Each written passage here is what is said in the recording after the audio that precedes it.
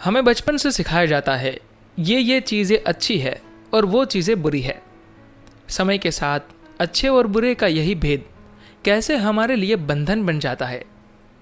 सद्गुरु हमें बता रहे हैं कि हमारे भीतर किसी भी तरह का भेद घटित होने से मौन की स्थिति पैदा नहीं हो सकती। ऐसे बहुत से गुरु हैं जिन्होंने लोगों को अच्छाई का पाठ पढ़ाया है। कुछ लोग दूसरों को बुराई का सबक भी सिखाते हैं, परंतु ऐसे गुरु भी हुए हैं जो अपनी ओर से अच्छाई और बुराई दोनों को नष्ट करके हर संभव कोशिश करते हैं ताकि जीवन जैसा है वैसे ही जिया जा सके। उसे अच्छाई और अहंकार की सोच और भावनाओं के अनुसार न जिया जाए। तभी एक व्यक्ति जान सकेगा कि अपने भीतर से मौन होना किसे कहते हैं। अच्छे लोग चुप नहीं रह सकते, बुरे लोग भी चुप नहीं रह सकते। केवल वही लोग जो इन दोनों बातों पर ध्यान नहीं देते, जो जीवन की प्रक्रिया को ध्यान में रखते हैं, वे ही सही मायनों में मौन साध सकते हैं। मौन का अर्थ है कि आपके भीतर कुछ नहीं चल रहा।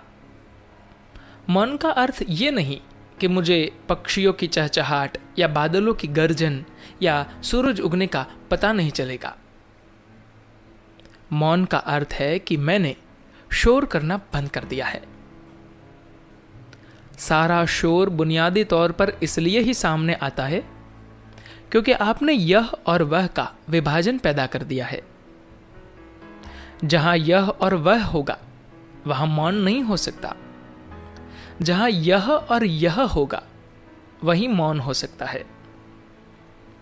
हर जगह यही सवाल बार बार सामने आता है, मुझे कितनी आध्यात्मिकता करनी चाहिए? आप जितना भी करेंगे हमेशा परेशानी में ही रहेंगे। आपको केवल यह और यह करना है, बाकी सब उसमें फिट होना चाहिए, तब सब ठीक होगा। अगर आपने यह और वह किया तो आप संकट से गिर जाएंगे और यह काम नहीं कर सकेगा। जिन लोगों ने दूसरों को अच्छाई सिखाने की कोशिश की, उसकी वजह यह थी कि उस समय समाज पथ से इतना भटक चुका था कि सामाजिक सिस्टम में थोड़े संतुलन की भावना लाने के लिए और लोगों को उस समय की उलझन से निकालने के लिए ही उन्होंने उसका विपरीत सिखाया। एक समय लोगों को सिखाया गया आंख के बदले आंख, और फिर एक आदमी आया जिसने आकर कहा अगर कोई एक गाल पर थप्पड़ मारे तो दूसरा गाल भी आगे कर दो। यह सिर्फ इसलिए था कि उस समय के मौजूद बंधनों से लोगों को निकाला जा सके। अगर उन्होंने उन्हें और जीवित रहने दिया होता तो वे ये भी बताते कि अगर किसी को गाल पर थप्पड़ मारना पड़े तो कैसे मारना चाहिए। संभव है उन्होंने वही सिखाया हो जिसकी जरूरत थी। बाकी हिस्से लोग अपने आप ही सीख पाने में सक्षम थे। अच्छाई का हर विचार केवल अलग तरह के पूर्वाग्रहों को पैदा करता है। जब आप किसी एक चीज को अच्छा और दूसरे को बुरा कहते हैं तो आपका बोध बुरी तरह से विकृत हो जाता है। आपके पास खुद को उससे निकालने का रास्ता नहीं रहता। भले ही आप इसे जैसे भी देखें, यह ऐसा ही रहेगा। इसे नष्ट करने के लिए ही हमने योग बनाया। यही वजह है कि योग के पहले शिक्षक शिव संहारक कहलाते हैं। योग का मूल भाव यही है कि उन सब बातों को नष्ट कर दिया जाए जो पहले तो आपको अच्छी लगती है लेकिन बाद में आपको उलझन का कारण बन जाती है। जब शिव ने योग सिखाया तो उन्होंने ऐसा अनेक अलग अलग तरीकों से किया। एक स्तर पर उन्होंने ये भी कहा कि यह बहुत करीब है, उन्होंने पार्वती से कहा, तुम मेरी गोद में बैठ जाओ, बस यही योग है। यह तो किसी स्त्री को अपनी गोद में बिठाने की पुरुष की चाल लगती है। नहीं, क्योंकि उन्होंने केवल पार्वती को गोद में ही नहीं बिठाया, बल्कि अपना आधा अंश विसर्जित करके पार्वती को अपना ही अंश बना लिया। जब पार्वती ने कई तरह के प्रश्न किए तो वे बोले, तुम चिंता मत करो, बस मेरी गोद में बैठ जाओ, बस यही सब कुछ है। बस मेरी गोद में बैठो, बाकी सब हो जाएगा। परंतु किसी और को उन्होंने विस्तृत तरीके सिखाए, मानो सत्य मीलों दूर हो और कैसे उन लाखों मील की दूरी तय की जा सकती है। एक ही व्यक्ति दोनों तरह से बात करता दिखता है।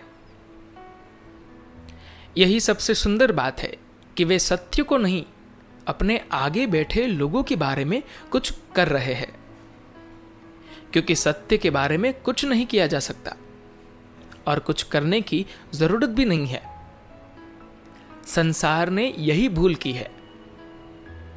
वे लगातार उस परम तत्व के बारे में कुछ करने की कोशिश कर रहे हैं।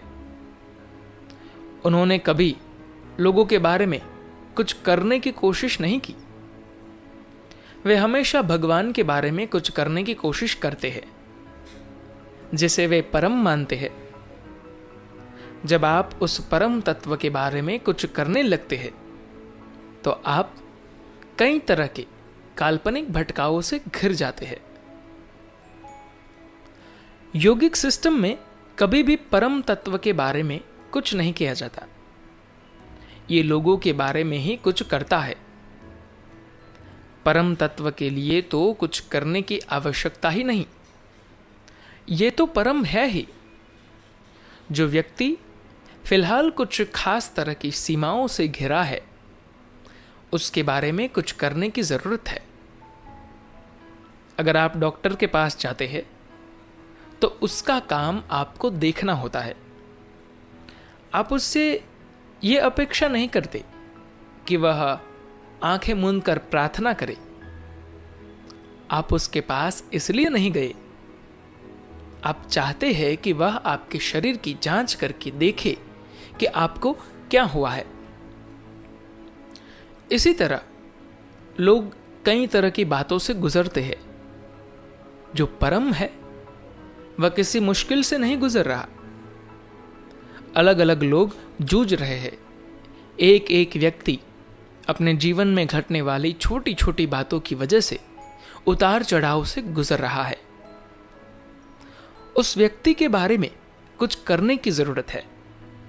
जिस स्थिति में लोग इस पल है, उसी स्थिति में उनके बारे में कुछ करना और परम तत्व के बारे में कुछ न करना ही योग विज्ञान का सार है। धन्यवाद।